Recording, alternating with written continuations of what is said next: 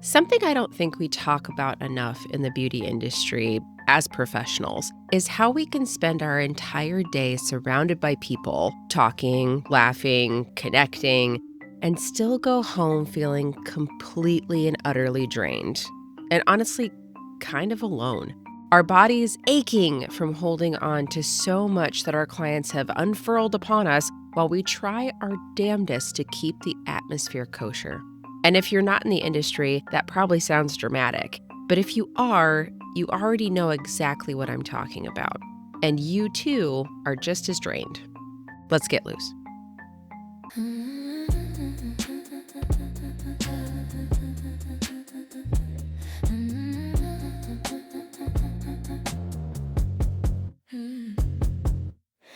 Hello, beautiful people, and welcome back to the Loose Lip Podcast. My name is Kelsey Ray, and I will be the MUA whose brain we will be picking today. Welcome to the third season of the LLP. I had a little break, and I really enjoyed getting some things done, refocusing, realigning myself, mind, body, and spirit. I got to spend some much-needed time on me, and even though it felt almost sacrilegious, I knew it was necessary. I recently have learned through therapy with my amazing therapist, Lane Fox, how to place boundaries on myself and how to listen to my body. When it needs something, I listen now, instead of just thundering on. That is one thing I don't think a lot of us professionals in the service industry do enough. Stop and take a break for ourselves, our bodies, our minds, our own health. Let me say something that might sound dramatic, but if you're in the industry, you're going to feel it in your bones. Being a makeup artist, being in the beauty service industry in general, is slowly breaking down your body and your mind. It is bringing you years of pain that trump any legacy that you might wish to leave after you are out of this business. And you want to know the craziest part? We love it. We choose it. We make money from it, and it's still slowly killing us. This industry is one of the most physically demanding, emotionally draining, and mentally taxing careers someone can choose to do. And we, as the people working in it, normalize it like it's just part of the job. I don't know if it is the culture of it all, the quote-unquote grind, or the generation that dominates it, which is millennials. It was shoved down our throats that we need to bleed to have our careers mean something, to dedicate all to something, or else we're not successful. Or maybe it's a predominantly personality type that chooses jobs like these. Maybe it's a combo of all of those. I don't fucking know, but it's insanity is what it is.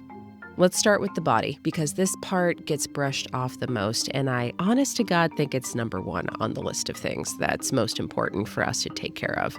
We are not like other beauty industry professionals. All day, we are standing for hours at a time, bending over clients, twisting our backs, our necks, holding our arms up for long periods of time, and we do it day after day for hours upon end each day. When working in a salon setting, normally, and I do want to pressure the normally, there are times when you are less busy and you can take a moment to sit. There is downtime enough to be able to go to the bathroom after hours on your feet. People are coming into your place of work, so there are certain standards you get to have when in a brick and mortar situation. But when it comes to a mobile artist, as a mobile makeup artist and mobile hairstylist, it is the front lines of this career path.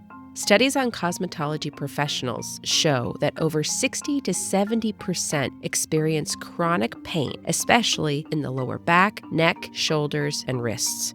And honestly, that number doesn't surprise me whatsoever. I actually expected it to be higher. I remember seeing a reel on Facebook or Instagram, and it was saying the normal amount of pain is no pain. And that honestly hit me really hard, because this job isn't ergonomically friendly at all.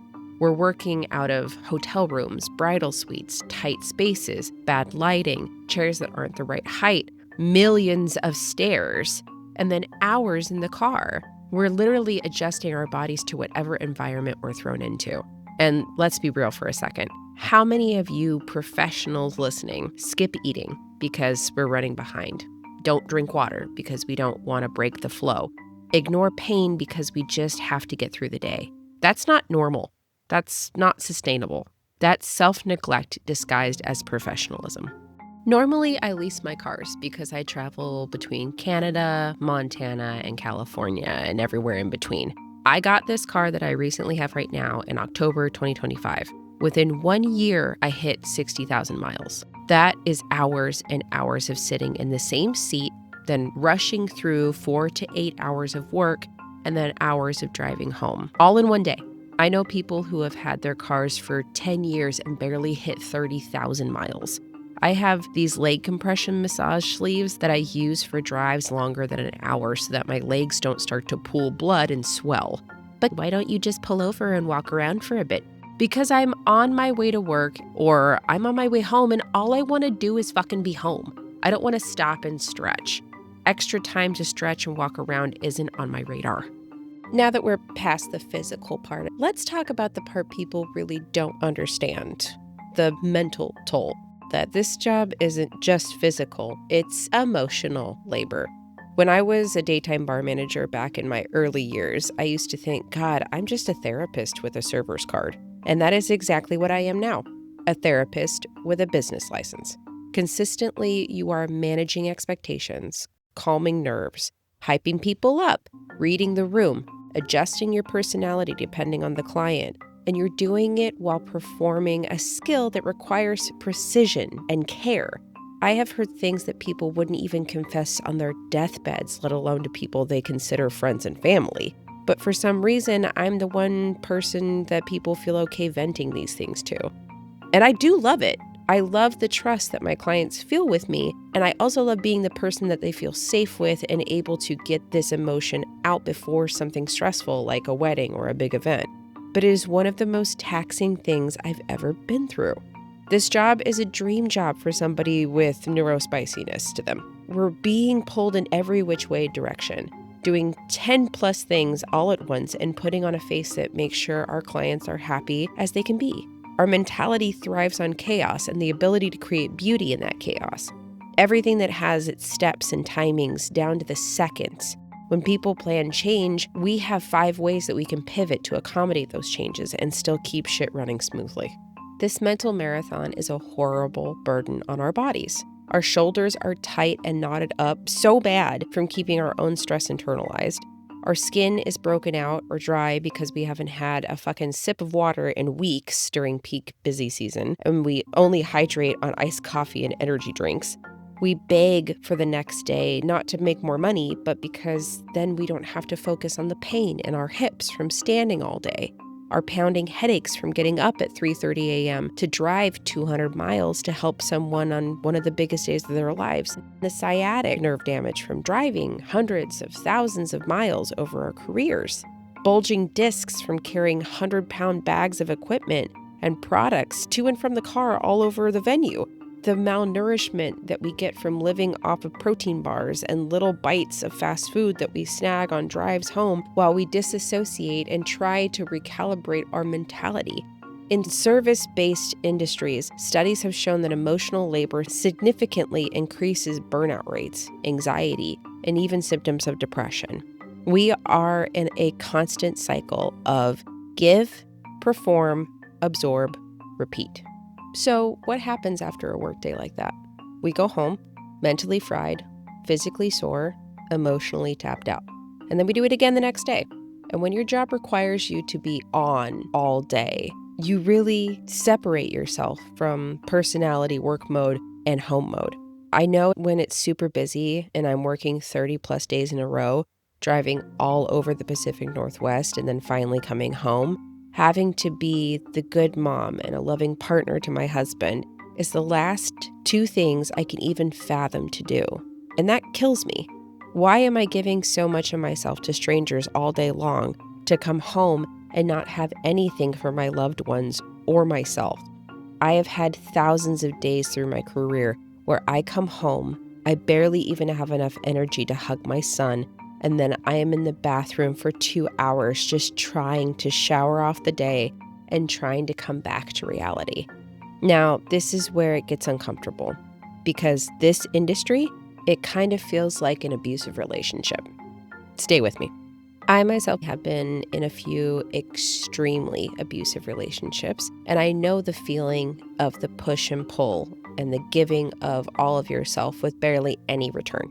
We say things like, it's just a busy season. I just have to push through. This is what I signed up for. When our bodies hurt, our mental health is slipping, we're completely burnt out, we stay because we love the art, we love the clients, we love the money, we love the identity. But loving something doesn't mean it's not hurting you. And just because something is profitable doesn't mean it's sustainable. We don't talk about this enough. The industry glorifies hustle. The burnout is normalized.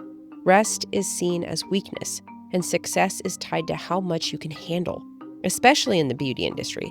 There's this unspoken pressure to always look put together, to always be positive, to be grateful that we even have business, even when we're running on empty. We need to start treating ourselves like professionals, not like machines.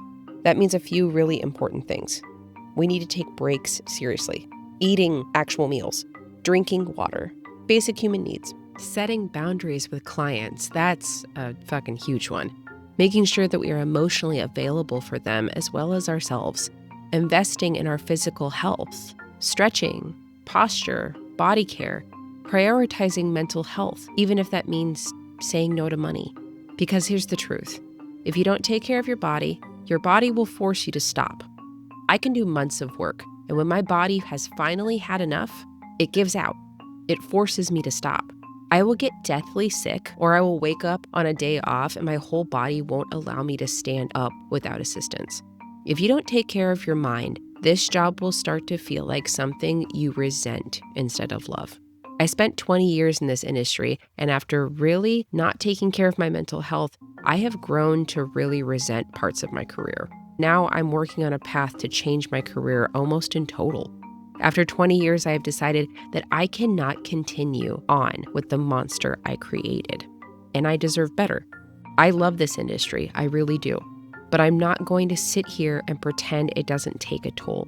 If you're feeling this right now, physically, mentally, emotionally, you're not weak, you're not dramatic. You're responding exactly how a human body and a human mind respond to being pushed too far for too long. And maybe it's time we stop normalizing that. In an industry of service, we should learn to serve ourselves before it's too late. I want to thank you all for being with me today and listening on all your favorite podcast platforms. Season 3 is in full swing now, and there are so many more amazing topics to touch on. I'm so excited to see what you think about them. If you have any topics you would like me to touch on or would like to discuss, feel free to comment below or shoot me an email at the email linked in the comments. Please, if you're in the service industry in any way, if you are someone who gives 100% of themselves to their role in their job, if you've ever felt like you're the glue holding the day together, please take care of yourself. You, above all people you serve, deserve it. I'll catch you on the next one. Bye.